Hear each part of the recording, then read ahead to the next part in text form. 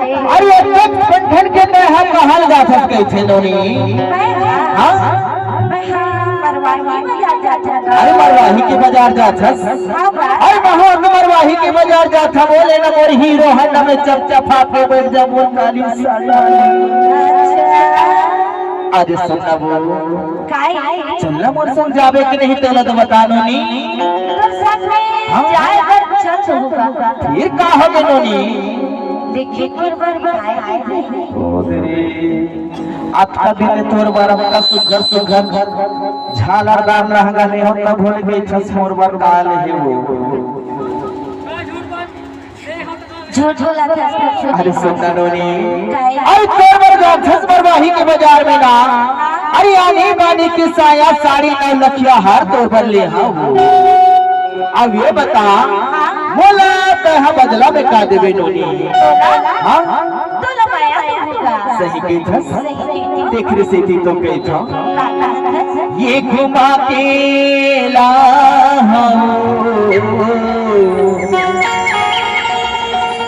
ये मरवाही के बाजार में तोला ये घुमा के ला